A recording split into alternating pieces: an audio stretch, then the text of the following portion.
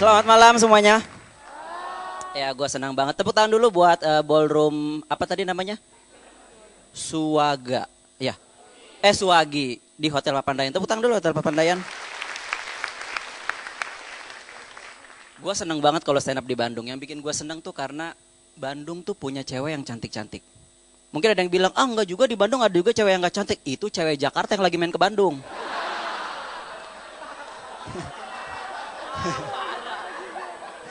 Ini yang ketawa-tawa orang Bandung semua nih. Ini ada yang satu cemberut orang Jakarta mbak ya.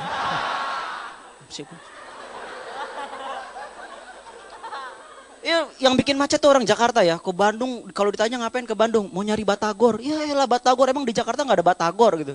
Kalau teman cewek gue gituin dia marah. Tapi di Bandung tuh batagornya paling enak se Indonesia. Perasaan gak pernah ada kompetisi batagor. Tahu-tahu udah ada pemenangnya gitu ya. Tapi emang benar ya, cewek Bandung tuh minimal kalau nggak cantik tuh modis. Jadi dia fashionable, fashionnya bagus gitu. Kalau ada model-model apa, pasti cewek Bandung duluan. Sama kayak misalnya gaya dandanan sekarang cewek-cewek tuh kayak yang, tau nggak lo lipstick yang kalau warnanya tuh merah banget gitu. Kayak habis makan orok. Agak ganggu sih ya gue ngeliatnya gitu.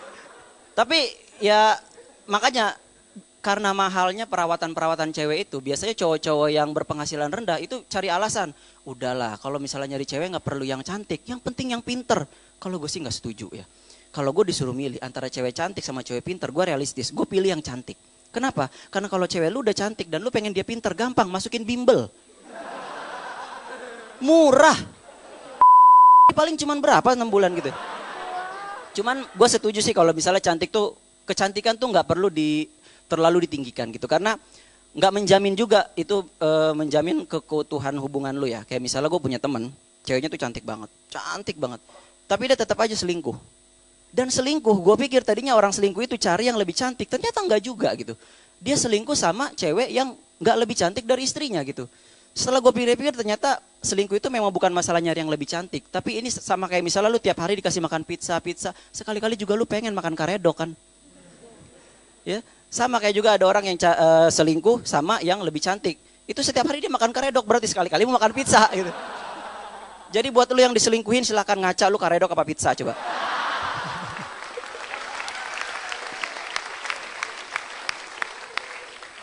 Gue juga nggak percaya kayak misalnya orang-orang itu tuh, gue yakin banget cewek-cewek yang cantik itu pasti melakukan perawatan, sedot lemak, sedot WC, apalah semua itu ya. Tapi nggak mau ngaku. Kalau misalnya di infotainment tuh cewek-cewek yang miss-miss itu, apa sih rasanya bisa cantik? Oh enggak kok, aku cuma banyak minum air putih. Bohong. Cewek gue suruh minum yang banyak, nggak cantik, kembung. Jadi lu jangan percaya ya.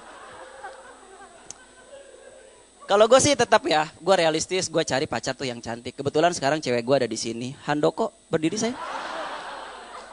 Oh dia malu ternyata ya. Ya.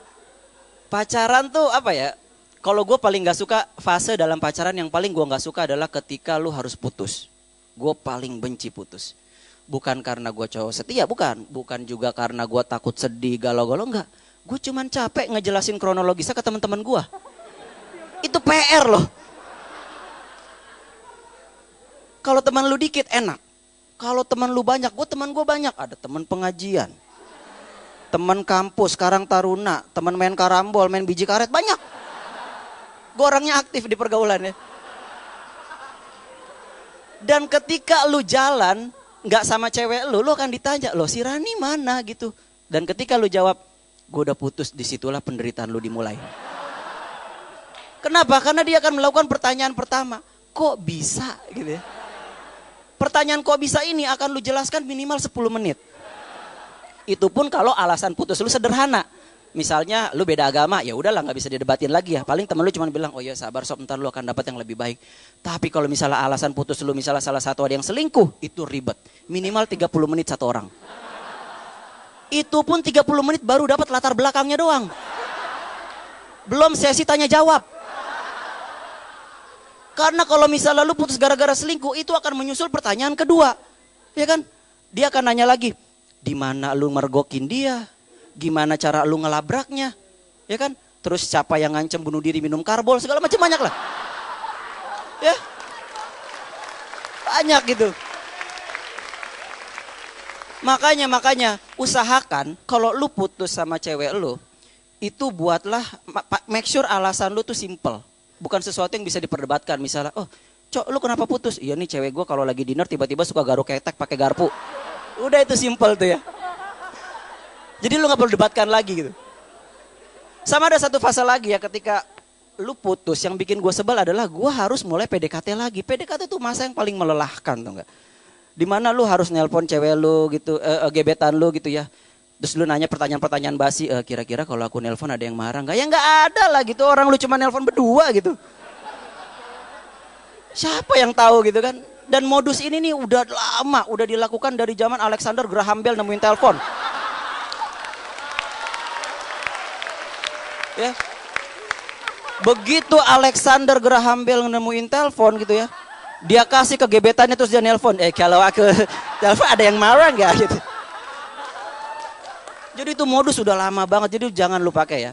Dan gue itu sebel kalau digituin tuh, karena mungkin cewek berpikir karena wah ini pasti kalau cowok gue lagi nelpon kayak gini dia pasti deg-degan. Enggak, gue mah di rumah sambil garuk-garuk. Udah bosen gitu ya. Dan yang bikin sebel tuh kalau misalnya kita PDKT, itu adalah masa-masa dimana lu saling merahasiakan jati diri lu. Lu saling jaga image gitu. Kalau misalnya cowok sok-sok misterius, cewek juga sok-sok misterius. Kalau cowok biasanya sok-sok bikin kejutan. Ntar ceweknya nelpon, SMS, aduh aku lah kayaknya enak nih malam-malam makan soto. Tiba-tiba 5 menit kemudian cowoknya datang di depan kosan, tek bawa soto. Baru gebetan gitu kan. Terus kalau misalnya SMS, ayo aku digigit nyamuk, langsung ke rumahnya. Ayo kita ke operasi. Kita amputasi tangan kamu sekarang. Bawaannya lebay gitu ya. Dan kalau cewek lain lagi, kalau cewek itu selalu menutupi hal-hal yang pribadi gitu ya. Kayak misalnya kalau kita tanya, cewek itu selalu ngerahasiain umurnya, pasti deh. Umur kamu berapa? Dia tuh akan nanya balik, menurut kamu umur aku berapa? Mahal jawabnya. Karena gue pasti bohong gitu ya. Ketika gue lihat, wah ini 30 nih. Gue kurangin 5 tahun, 25 ya gitu. Dia pasti bilang, oh berarti tampang aku masih kayak umur 25 ya. Enggak, 30. Gua kasihan aja sama lu gitu ya. Selalu cewek tuh kayak gitu ya, di Facebooknya di hide umurnya gitu ya. Menurut gua satu-satunya tempat di mana cewek berani menunjukkan kapan tanggal lahirnya, bulan dan tahunnya itu cuman di batu nisannya. Itu pun karena bukan dia yang nulis. Coba kalau dia yang nulis, itu nggak akan ada tahunnya, cuma tanggal sama bulan. Pas orang ziarah, ini lahir tahun berapa ini? Di belakang batu nisan ada tulisannya, menurut kamu umur aku berapa? Selamat malam, saya Aco.